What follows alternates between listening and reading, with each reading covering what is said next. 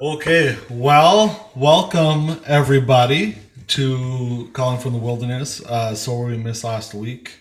I wasn't feeling good for a couple of days, and then if you miss a couple, everything compounds, and then things get very busy. So we weren't You able to had do it you had last week. time to shave. You I had time to had shave. I had time to shave. I did this Saturday night, so worked out. But yeah, I am clean shaven. I am a baby face. I look like I did when I was born, just bald head and bald face and gorgeous. I don't know what else to. It was difficult getting him out with the glasses and the hat on, but it was worth it. My mom, she's a trooper. Uh, That would be amazing. There's a Saturday Night Live where like Will Ferrell is a baby being born, and he like comes up and he's like a full grown man, and he's just like, oh, he's just covered in goop. He's like, it was so hot in there. Oh, and he like grabs a guitar and starts playing. When he was Mad TV, I can't remember. It was Amazing, quite funny. amazing. Welcome, welcome Welcome. to the show. Thank you for watching. We are gonna jump into a passage that I have not read, and we just decided on 3 minutes ago. So it should be good. It should be quite heretical.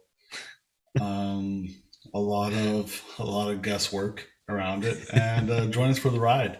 And if you want to discuss with us on this topic or have topics yourself, we got one from my grandma. Yeah, yeah, We'll be talking about in a couple weeks or so, yep, um, which is good on tongues, based on our last episode. yeah, yeah. And but we're also looking for new stuff to talk on. So if Mm. you have something that you're interested in, let us know, and we'll discuss it. Yeah. Probably if we know anything about it. No, Um, no. We'll probably discuss it if we don't know anything about it. If we know something oh, about it, it might get passed. Yeah, yeah. good point. Oh, are you still there? I'm still here. Yeah, Because yeah, my computer, I pressed a button and all of a sudden I left. Nope, I'm still here. Hi. yeah. They, A notification popped up and I clicked X and all of a sudden I was somewhere else. But I'm back.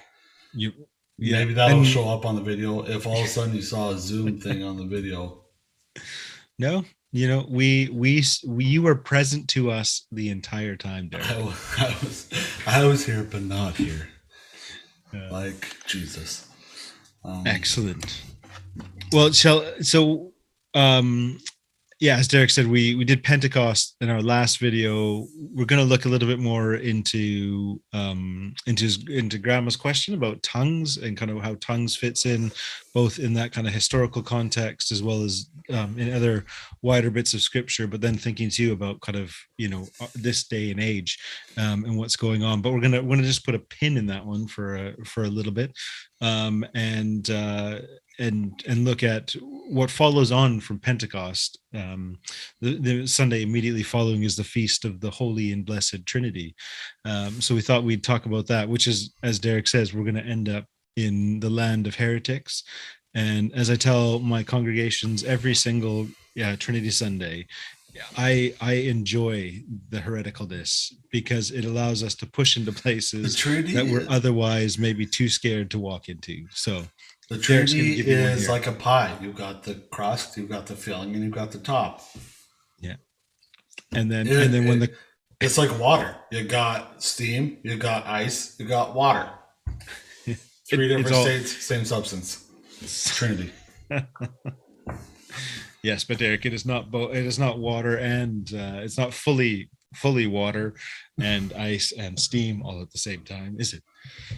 Ooh, yeah, true. there So there anyway, is. we're gonna figure out the Trinity, a thing that's Yeah, been yeah. discussed for thousands of years. We're gonna figure it Yeah, out we're going to right now. finally put the end to all the questions and discussions, and people can just leave it here for the rest of their life. Yeah. um, so this is the passage. It's quite short, so I'm happy to read if you'd like, Derek, or if you'd like to I read. can read because then you Go ahead. can start talking about it Okay. first. Let's start talking. All This right. is John 16:12 to 15. I still have many things to say to you, but you cannot bear them now. When the Spirit of truth comes, he will guide you into all truth. For he will not speak on his own accord, but will speak whatever he hears. And and he will declare to you the things that are to come. He will glorify me, because he will take what is mine and declare it to you. All that the Father has is mine. For this reason, I said that he will take what is mine and declare it to you.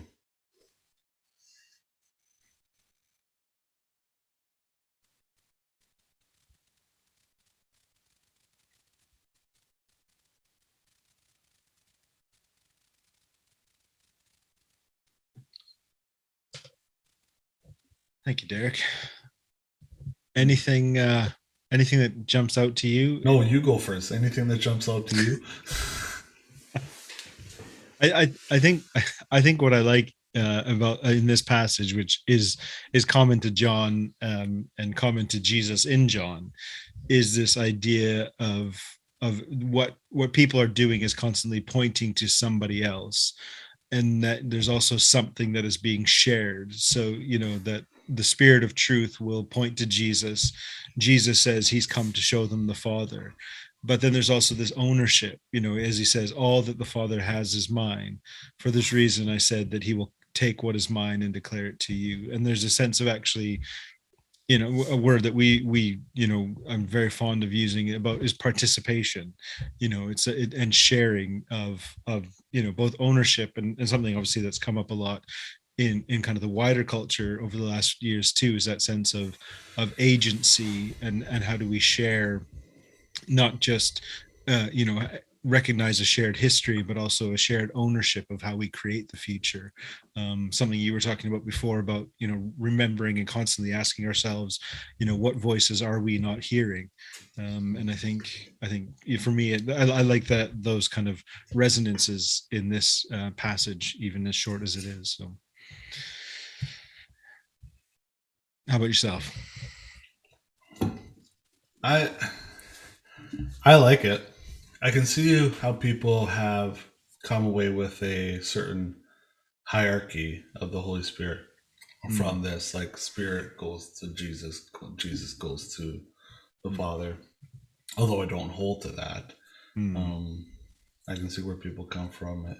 mm, Um, but I love the idea of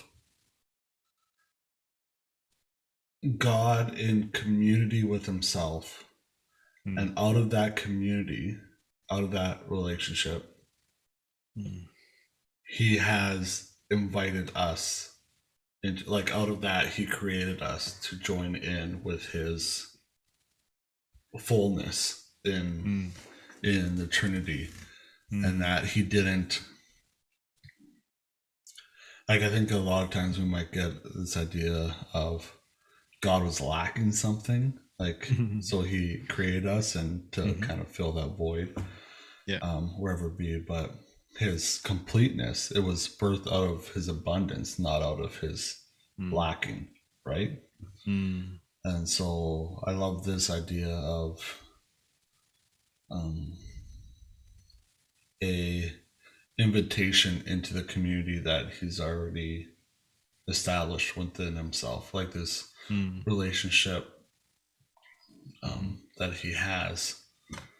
mm, He invites us into that, mm, not to fill it, but to mm, enjoy it, shall we mm, say? mm. Yeah, yeah, But yeah. Yeah, enjoy is a great word for that, isn't it? yeah, Yeah. Yeah. I think what I love about what you're saying, and I think is super important when when thinking about how we understand the nature and being of the Trinity, is actually that that starting point is essential. mm-hmm. Because I think we've heard it talked about in churches, and I'm sure I've preached on it before, that like we are beings created to worship God. Like that's how we've understood part of our um was it our telos, the the orientation of our being and the Yeah. purpose of our existence has come, or is around this idea that we must worship God, and the fullness of who we are comes only when we recognize that we're worshiping the one true God and not worshiping anything else. And and yes, I think there is something important about recognizing where our worship is, and like, obviously, what's it, the second commandment, have no other Oh, there it idols, goes. Yeah. so, like, idolatry comes up a lot Yeah. in the Bible, and much more than anything about LGBTQI people, just What? as a pin. But actually, but because we've so heavily emphasized and bought into the structures of I guess of religious hierarchy, as it were, we have believed that actually part or we have come to believe that actually, unintentionally, as you say, that and talked about that, kind of God has this need to be worshipped.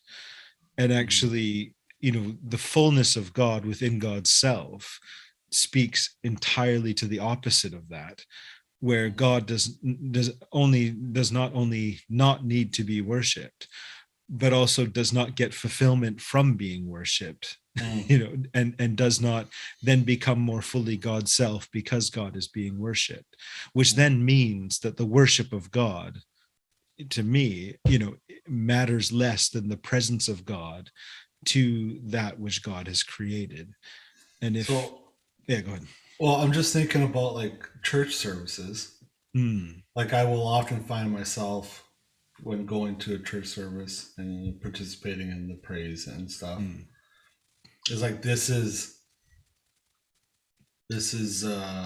I'm doing something for God, right? Like, mm, I'm worshiping Him, mm, and this is kind of a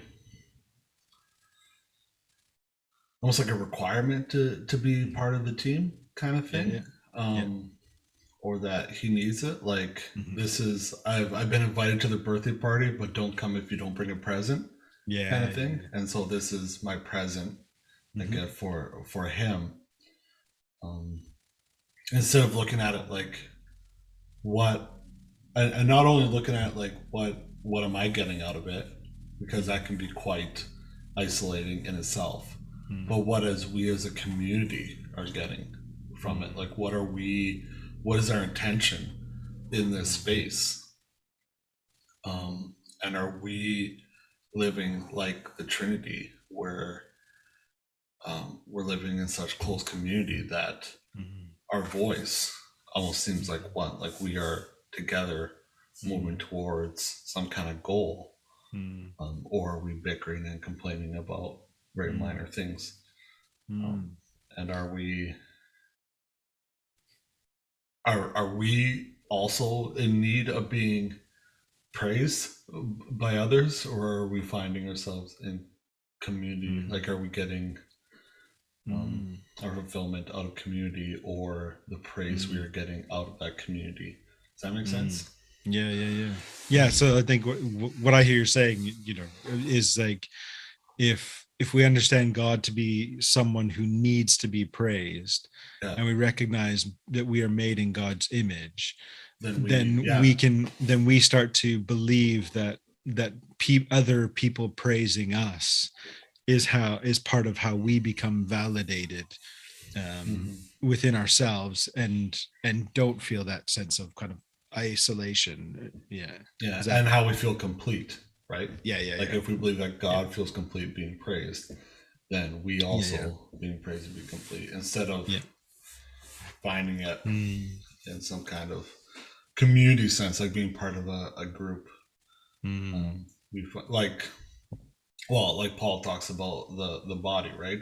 Has many mm, parts. Am I part of the body, and do I need people to mm, keep complimenting me? If I'm the thigh, I need people to keep complimenting, wow, what a defined thigh. Or is it, wow, that whole body can, mm. as an athlete, can do certain things. Yeah, yeah, yeah, yeah. Mm, I like that. I like that. Yeah. Yeah, if you get up early enough and get me tired enough, and a couple cups of coffee in me, I'm Bam, firing ready it to up. go. Ready to Yeah. go.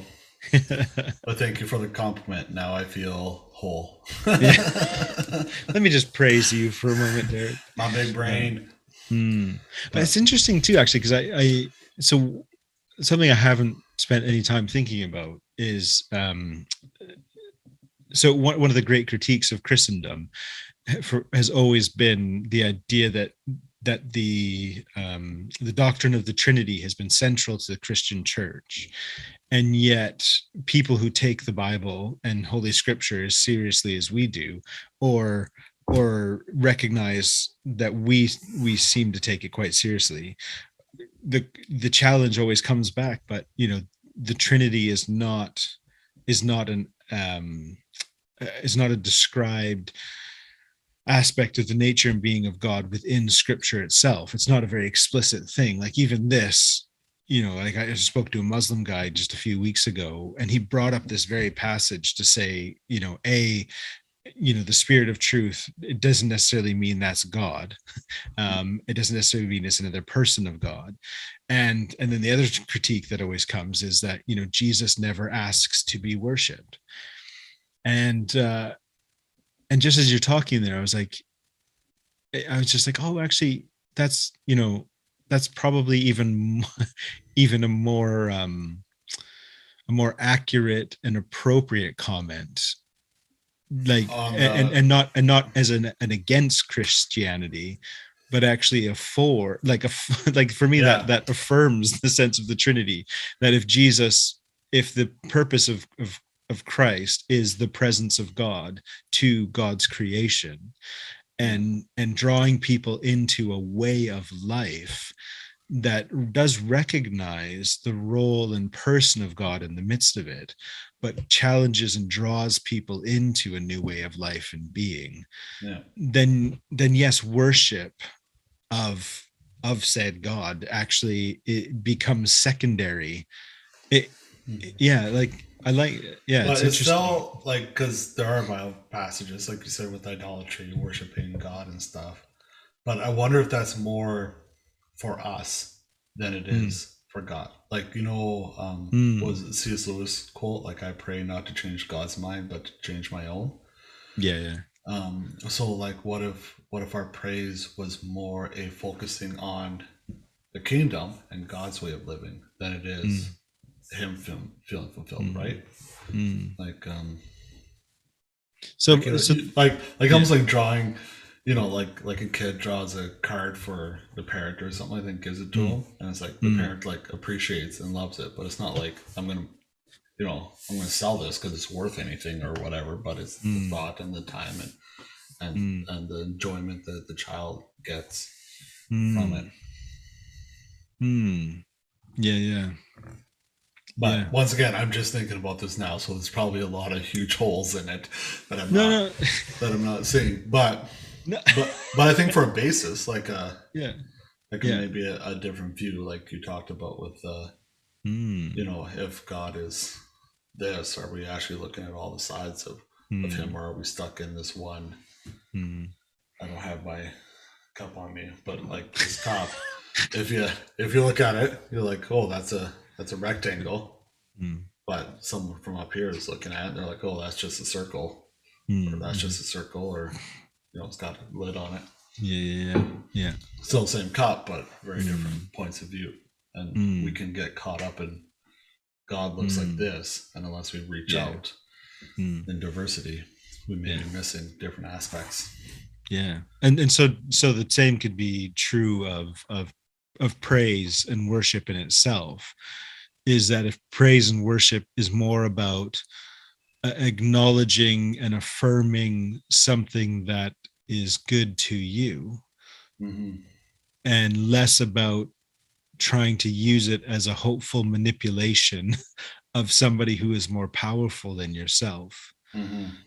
then it changes that dynamic of not where the being needs it to to feel that they continue to be the most powerful, who can then grant wishes to those who humble themselves enough, but becomes a recognition of a place where where we are actually drawn together, Hmm. and not because we're trying to get God to do something for us. That sense of like, the how many of my prayers have to do with just God sorting my life out, and Yeah, how much of them have to do with asking God, what does God need from me? yeah, And I yeah. think like, yeah. Like an interaction, right? Mm, Like a well, we talked about like a bank. Like if I deposit enough prayers, mm, then I can get something from God. But very yeah. interactional, where A equals B Mm, or A plus B equals C, mm, and I wanted and just while you're talking, I was just thinking, you know, about prayers and worship and stuff, and how it's almost asking God to do something for you, mm, but then looking at it and being like, well, God doesn't love me more than the individual that doesn't go to church. Like he mm, loves that person just as much as me, and he loves the person that's doing things that I don't agree with just as much mm, as he loves me. And they're not in church and they're not worshiping and they're still receiving the full benefits of God's love, right? Um, mm, so like so it doesn't there's no amount of interaction that makes God love me anymore, right? Like it's not him doing anything for me, it's more me aligning, like what am I doing for him. mm. I don't know if I 'Cause- said that right, yeah. but yeah. Yeah, yeah. No, it made me think about the other. This is last week. For some reason, I started thinking about that idea of um, kind of those relationships, and does that actually change something? And like the classic one is, if a tree falls in the woods and there's nobody there to hear it, does it make a sound? Yeah. And actually there's so many different obviously ways you can argue that, scientifically and philosophically, annoyingly, um but at the heart of it actually is this truth that actually as human beings, half of there's like the two parts of the experience, right? There's the experience itself, and there's the experience being interpreted Mm. by the one who's experiencing it. And Mm-hmm. the sound that I hear comes from something, and if I'm not there to receive it, to me that sound does not exist, right? Like, even if I might say, Oh, right, okay. so like thinking about, like, as you were talking about the love of God, and yes, the love of God is something that I do believe is actually kind of lavishly and abundantly and wildly poured out on all people, all creation, and available to everybody. But that thing about, like, if you're not there to receive it, is is the love, does the love actually still have that same kind of meaning, value, or is it something that needs to be, as we see in the Trinity, love only matters if love can be received and shared and given again, right? And actually, so the kind of participation in the Trinity and the participation in the church and in the kingdom is all about being people who are caught up in that three dimensions of accepting, receiving, and giving, right? I Mm-hmm. guess, like, maybe No, yeah, like as a church goer, and if I understand what you're saying, is that I am aware of what God is doing, like more like the things that I see God doing, I can describe that, and I kind of know the source. And if I wasn't, like I was describing those other people, it may just be something happening. And I'm like, oh, I don't have any reference for what that is. Kind of like to use your falling tree in the forest. If I'm in the forest and I see a tree fall and I hear the thud, I know that that tree caused that thud. If I'm not looking at that tree and I hear a thud, I don't know where that thud came from. Like, what if it's something dangerous coming at me or something, right? yeah. So, like, if my eyes are open Mhm. and I see it, then I know the cause, kind Mm, of thing of it, right?